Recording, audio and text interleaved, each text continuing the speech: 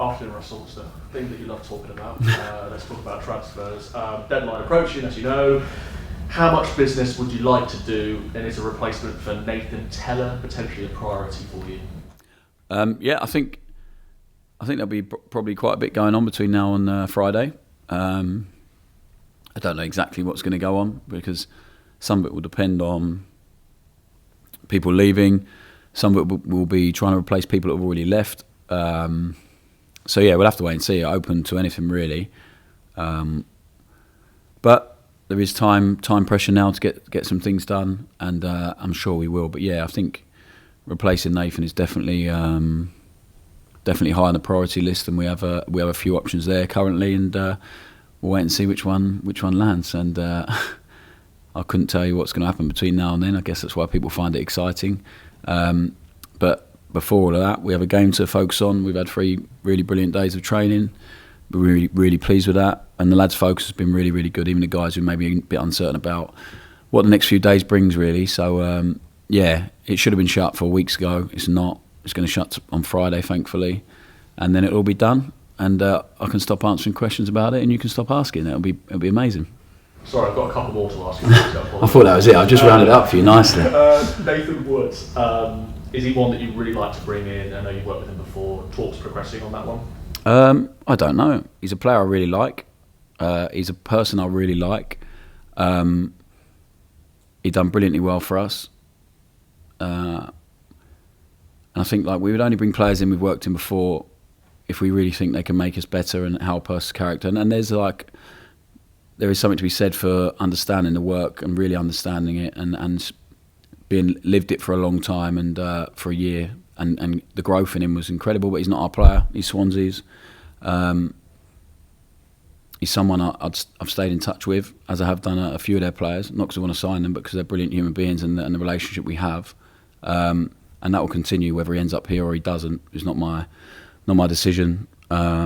So, yeah, he's a really good player. There's a lot of good players we are looking at, and a lot of good players in each position that we're looking at. And we'll see if we can add 1 or 2 before the weekend. One player that has been talked about for quite a couple of weeks now is Che Adams. Is your thought and feeling at the moment that he's not going to be with you when the window shuts on Friday? I know you left him out against QPR. Is it fair to say the speculation around him has distracted him a little bit? I don't think he's trained really well. So he trained separately one day from us, which everyone knew about, unfortunately. But he's trained brilliantly this week. He's a fantastic character. I've said that to you so many times already.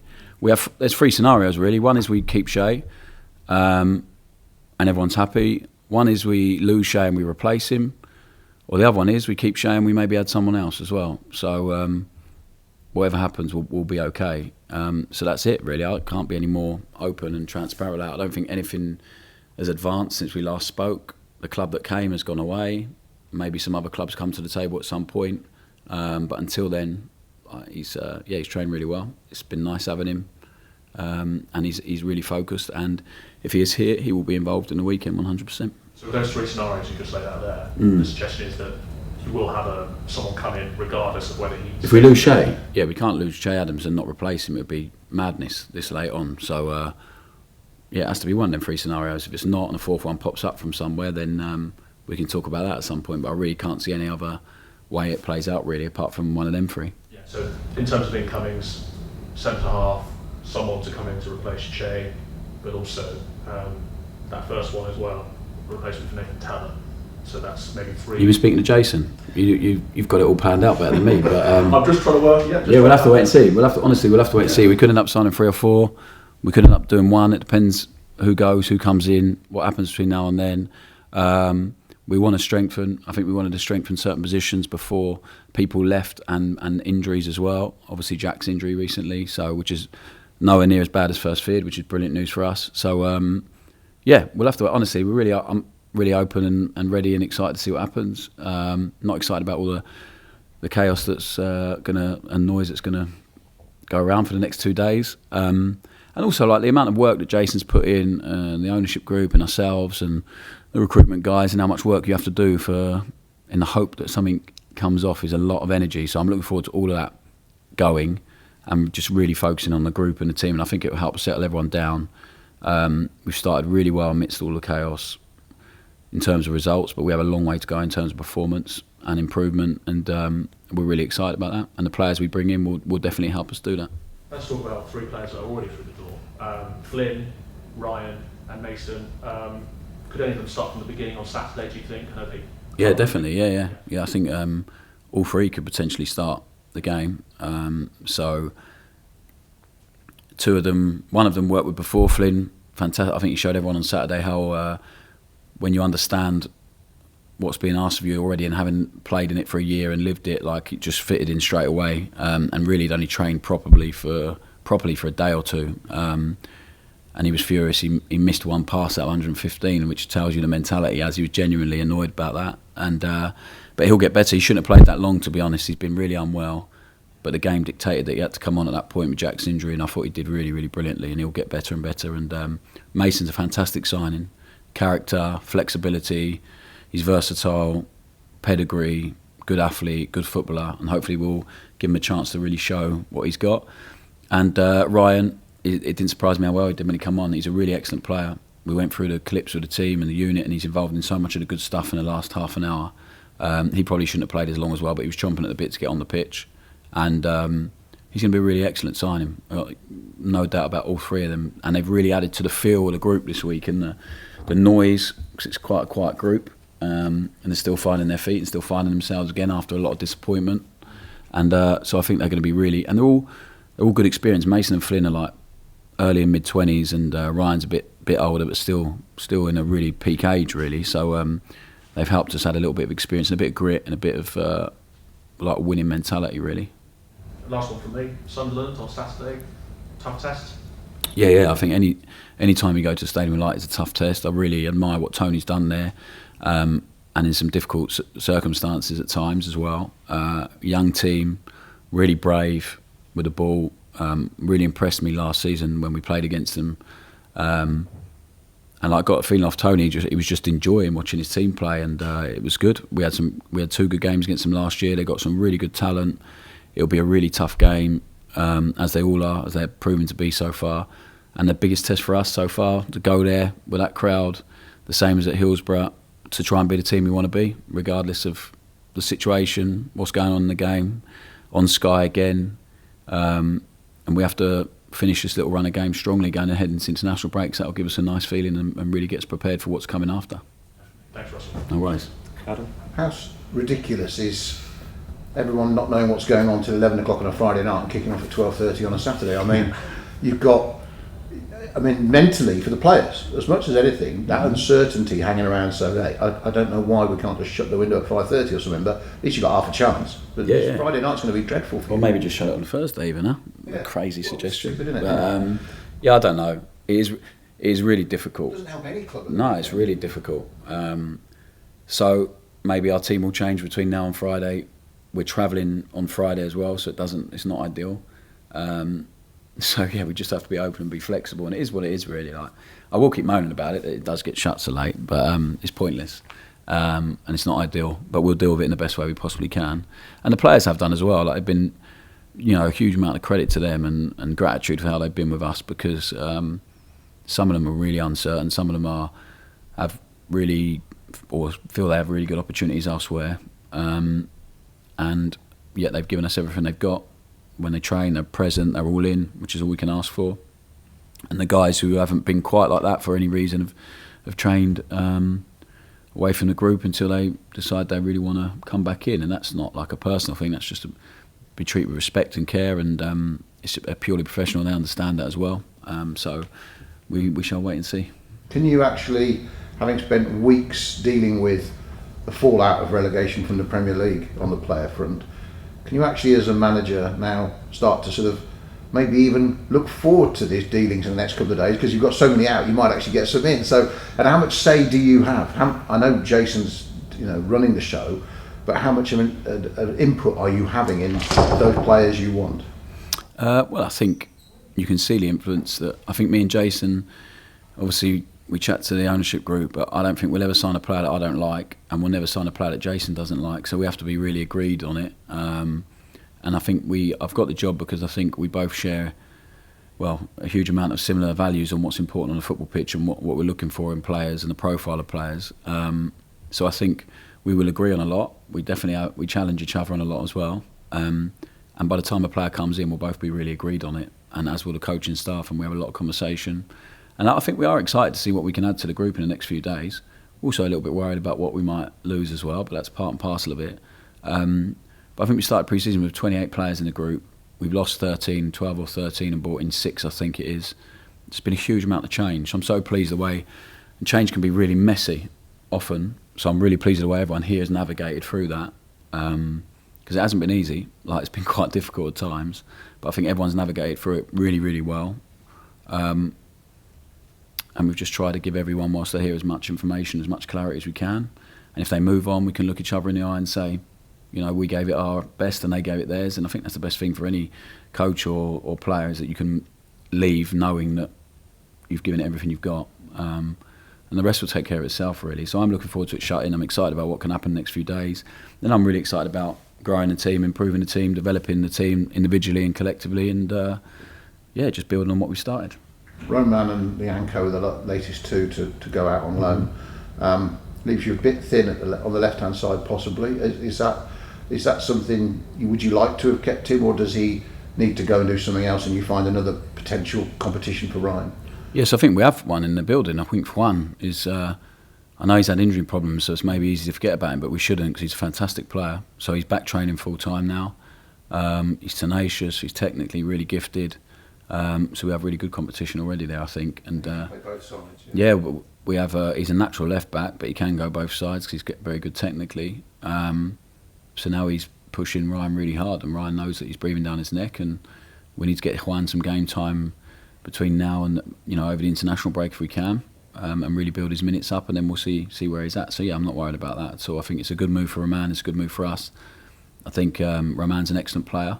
Probably not his ideal way of playing is the way we play. He's probably not suited really, perfectly for us. But he's going to go somewhere where he really suits, because he's a really good player, and it's like people suit different ways of doing things, and I think he really suited what went on previously here. Not so much here. Not saying he couldn't do it. He definitely could have, but he wants to play and he wants minutes on the pitch. He's a really brilliant professional. I'm really impressed with him as a character, and everyone said that before I came and saw that ourselves. So I wish him nothing but the best, and I'm sure he'll go and do really well. How is Jack Stevens' injury then? What is his injury, and what's the time? Yeah, so Jack's hurt his calf, and hopefully he'll be back. He won't miss a huge amount of games. Hopefully he'll miss 7 or 8 games and be back in the fold. I know it sounds a lot, but we feared the worst on Saturday with how he did his injury. So it's bad news, because he'll be a big loss for us. Leadership, courage on the pitch, warrior mentality. He's outstanding. Really been so I've been so impressed by him since we've been in. So he'll still influence things from off the pitch for sure, in the dressing room. But it's about getting him right now, making sure when he comes back he stays back, and having some competition there as well. You said they're a bit of a quiet team. It's something I've been saying for a few years, really. They've been quite a quiet group. But you've got to replace him as captain as well. So you've got a few candidates, I think, who stand out. But have you decided who's going to captain the side for a couple of months? Yeah, we have. Yeah, I think so. Yeah. They've got to stay in the team. You'll find out on Saturday, I guess, won't you? Okay. I can't give everything away to you, can I? But yeah, we'll find out. Well, okay. Heading up to Sunderland, and I can't see anybody not asking you about Ross Stewart, because it's been something that's been in the media in the last couple of days from north of the border still. Things going on, noise about that. He's obviously been injured a long time as well. Is he still a player that interests you? I really like Ross. I tried to sign him at MK Dons, so I really liked him then. He's done brilliantly and gone on and done brilliantly since he signed for Sunderland, but he's been out for a while. So I guess we're going to be linked with so many players. Some of them are so far away, I don't think we've even discussed. Like when Jordan comes and gives me some names, it's just... I mean our agents doing their job or whatever, but some of it is so far away, and some of them will be really close to the mark, and some of them I'm sure we'll end up bringing in. But yeah, Ross is probably a number of players that we've been linked with. That again, we'll just have to wait and see. And just on Sunderland, finally, you talked about how brave they are. So what do we expect from them? Because Mowbray's a canny manager who's got a heck of a track record and great experience, proper football man. But what do we think of his young team? Yeah, I have a huge amount of respect for Tony and what he's done in the game and how he's gone about it and done it as well. What we can expect is a team that will stick to their guns and their philosophy and their way of doing things. A team that has the supporters right behind them. A team that's, as I said, full of young players that are really willing to express themselves, and a bit of some really good characters in there as well. I think a typical team that the fans of Sunderland would expect. They work as hard as they possibly can. They're tenacious. So they have a bit of everything really. So it'll be interesting. I like them a lot, and we've enjoyed watching them and analysing them. But we need to go there and make sure we turn the game into one that we want it to be. And every ounce of courage that I've spoke about with Sunderland is the same for us. The boys have to stay brave. We need to add some real tenacity and grit from the weekend. They know that the first half and the second half was much, much better. But I'm confident this group learns really quickly and they're really willing to take on new things. And I've really enjoyed the last 3 days of training. Really, really enjoyed it. And hopefully they need to transfer it onto the pitch on Saturday. No worries. Okay, move on for 10:30 this evening. Yeah, so we've seen on social media that Will Smallbone's back in training. How big of a boost is that for you? Yeah, massive. Yeah, I like the look of the team when Will's in it. Like he brings a calmness, composure, quality, and real like tenacity and aggression when he's chasing and hunting the ball as well. So I'm pleased he's back, and we'll see how ready he is to get in the team or not. I think you said in the past that you'd like to maybe bring in an extra body in midfield, but just from looking at the players you've got now, it's got to be quite a difficult decision to pick the 3 that you want to play there, isn't it? Yeah, it is. Yeah, it's like, but I think if we have aspirations to get out of this league, then we need the depth, we need the competition, we need the quality that we have, and they're all different. They're all really different. I think it's probably we've not quite had the right balance in there the last couple of games. We've had a lot of attacking players on the pitch. So we will find a balance at the right time, and we'll make sure the players understand what's needed. And different games will require different combinations in midfield, I think. I really believe that. But we have a bit of everything in there, and it's nice problems to have. It's up to me to manage the players and make sure they're all happy, the ones who are playing and the ones who are not playing, which is always the biggest challenge. But also to make sure that we're flexible enough within that midfield that people know they have a chance of playing at any point. As I said, different games will require different skill sets, and they all have different skill sets. So, but we work them really hard. They're all working really hard. They're all really fighting to get in the team, and competition is so good for any team, I think, especially a team who wants to be successful. And I feel by Friday, already in that position, we probably have it, and by Friday we will have that in pretty much every position on the pitch, hopefully. How difficult is it when you've got those 4 or 5 players who all want to start a game, but you're going to have to leave some of them out? How difficult is it to kind of tell a player that you're not starting on this weekend, but you may start in the future? Yeah, it's not a difficult conversation to have when you're both honest all the time. So as a player and a coach, is like they're difficult conversations if you put them off, or they're difficult conversations if you're dishonest, and they're difficult conversations if you make promises you can't keep. But they're not so difficult when you pick the team and you give a reason, and then you don't expect players to agree, you don't expect them to like it, but you hope they respect it and understand why, and then all you hope then is for they try their very best to get into the team. Because I just think, like, if you sulk or if you're negative and you don't add value to your teammate, you're never ever going to get back in the team that way. Like bad body language, not trained very well, it's just the worst way to get back into the team quickly. So, but I think we haven't had that here, and I know it's early days, but I don't expect to with the character the boys have got. But I'd also never expect anyone to be happy not playing. Like, it'd be madness. So it's a balance. Hopefully, we've found we can manage fairly well at our previous clubs, and we have to do the same again here. And how much of a boost is it that Flynn Downs can drop into centre back like he did for you at Swansea? Shay Charles, you've seen he's done that as well. Considering Lianco's gone, Jack Stevens is injured, that's a big boost there because it's kind of maybe a weak spot at the moment. Yeah, well, we brought Mason in as well, who will be fantastic there, and he can play right back as well, which is brilliant for us. And he's even played holding midfield at Everton and in the last season or so. But I thought Shay did really well when he went there. Flynn did really well for us when he went there. Swansea, but. You want a specialist there, ideally, who plays every week. But we can be quite flexible, and I was really pleased with that on Saturday. I thought Shay and Yanni looked really good together. The way they managed the game was really, really good. So we have options. We have options for Saturday. Hopefully by Friday we'll have more options than we have currently, and I'm sure we will. But yeah, I've been quite relaxed about it all because we have some real quality in the squad. But now we do need to add 3 or 4 if we can to really kick on and help the group and get us to where we want to get to. You were at the under-21s game against Liverpool the other day. You've seen them. You've probably spoken to quite a lot of them. How big of a boost will they be to come into the squad as well if those numbers maybe that you're looking to bring in don't come in? Yeah, so the squad was too big. We'll end up with a squad that means we're going to have young guys training with us every day anyway. Sam Ammo made his first league start on Saturday. Cammy Dord's trained with us the whole time. Jaden Magoma, Tyler Diblin, Dom Ballard. So we've got a really excellent group of players, young group. Zach's trained with us the last few days, Prince. So Derek's trained. Sort of pretty much they help us prepare for the game anyway, most days. So hopefully that's good for them to come over and get a feel, and then they go back and train with their group as well. But it's something we've been really hugely interested in from the start, is working with young players and developing them. It's something that really, I think, is probably one of the reasons we've got this job as well, is the amount of young players we have in the squad and the record we've had of working with young players.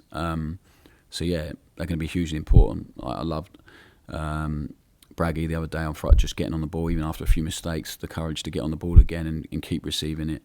Cammy didn't play because he was with us in the squad, obviously, but he's an outstanding footballer, like really beautiful technician. It's up to us to get the other side of his game really honed in now, so he can emphasise what he does have. But yeah, it's a fantastic football club with a brilliant academy, and hopefully we're going to play in a way now that really people will see a pathway for themselves, and will be clear throughout the club what it's going to require in terms of player profiles, positions. And Jason's working really hard with Andy Goldie on that with the coaches, and we'll spend some time with the coaches. They've come to watch training, so they understand what we're doing and understand what the positions require. And I think all of that will enable the club to produce its own talent and to continually do that, hopefully. And as long as you stick to the plan and continue on that path, I think it's quite exciting. One from me, I know Adam's already sort of asked you about this, but how much are you looking forward to getting the transfer window over, and then you can just purely focus on winning football matches? Yeah, hugely. Yeah, that's what you want to do really as a manager, is that you're not. Yeah. The best bit of the work is when you get to work with the players on the grass, and the less disruption you have, the better, the more stability in the group, and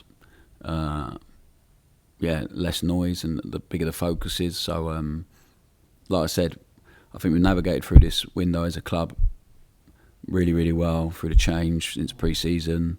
But we will improve, we will get better, and the window shutting will definitely help us do that. And not just because we'll bring in players that will help us, but because everything else will stop, and then we can just purely focus on the work and improving and growing the team, which is the most exciting bit. And we have to do that. We need to get better than we are at the moment, for sure, even though there's so much good stuff and so many positive things. We were talking to Gilly about it this morning, and we can be quite demanding and critical of ourselves, and I think we've not been happy with the last two performances, for sure. We don't get caught up in results too much. I know it's a results game, but when you become emotional about results, the world becomes a little bit topsy-turvy and up and down.